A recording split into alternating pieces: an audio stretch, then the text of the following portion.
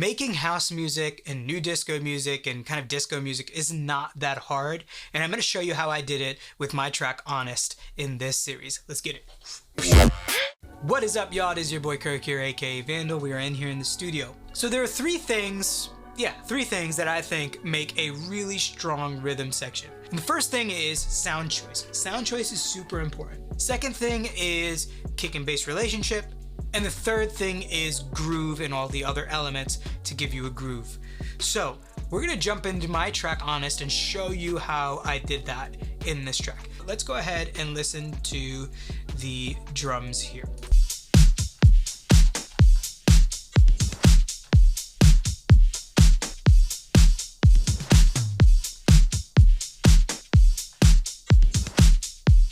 Okay, great. So you get the idea. It's this really nice kind of like standard kind of house groove with the kick drum on every beat, the snare drum on every second beat, and then other loops and all that stuff. Now, sound choice. Now, what am I talking about when I say sound choice? Not picking the right sounds, but picking the best sounds for the song. I knew that I needed a punchy kick and something short. So I knew that Kashmir had something like that. I got this snare right here, which is a standard kind of disco snare. Right, a nice big chunky snare, and it's characteristic of the genre. But then we could go ahead and pick other sounds, other loops from different genres, even different sub-genres as well. For example, I've got this loop right here this is from a pack, Tool Room pack, which is usually more techno style stuff. But this has like techno or tech house, but this has the groove that I wanted. Like, so let's listen to this really quick. Let's go ahead and unmute the whole group.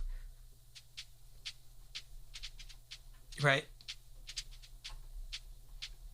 so that's definitely very groovy. And then we have another loop like this. This is like almost like a rock group, rock kind of feel, but it's definitely from a disco pack. I think is from Oliver's disco pack.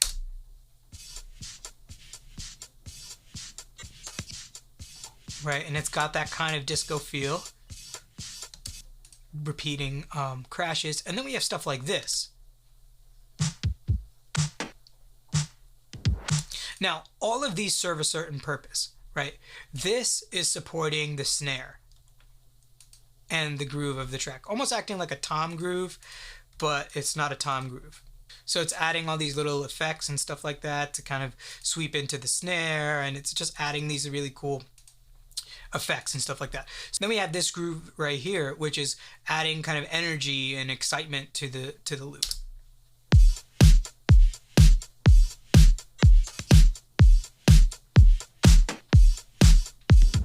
This loop right here, which is actually adding the shuffle in.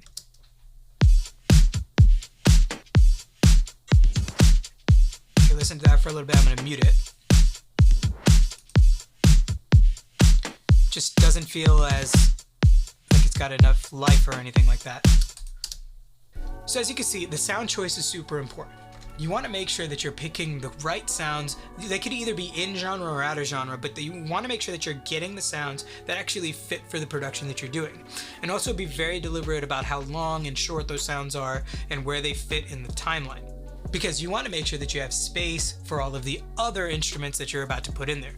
So that leads me to the second thing that's most important, which is the kick and bass relationship. Let's talk about it. Okay, so kick and bass relationship. I'm going to move this up so that we can see this. Right here, and I'm just gonna like solo the kick and bass. Now remember we talked about sound choice, how short this was. Now picking a short bass is going to be a short kick is going to be super important for disco, because you want that bass line to be heard. The bass line is just important as the kick here. In this style of music, the bass line needs to have that groove and actually carries a lot of the groove in there. So make sure that you have space, that you're making space. Now, as you can see, I've cut things out here so that there was a groove and there is a pocket and there is a very intentional start and stop of this bass line. So let's listen.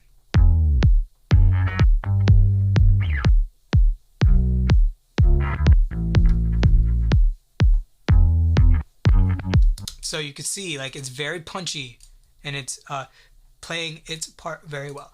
Now, the last thing is the groove, right? Now, we already showed you a little bit of these hi-hats, but moving things on and off the grid is kind of a way to add groove. Now, it's done a lot in hip hop music where you take your hi-hats and you kind of like move them off the grid.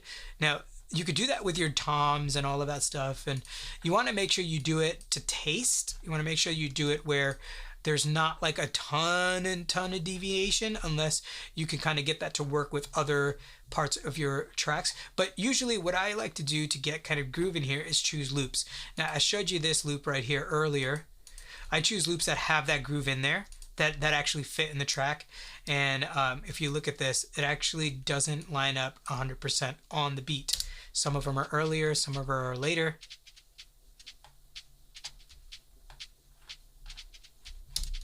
Which gives you a really nice bounce and stuff. So use loops to your advantage, you know, and then you could dissect them later and make them part of your process.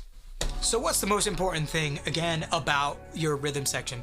It's picking the right sounds, right? Having the right sounds, having your kick and bass sit well together, especially for house music.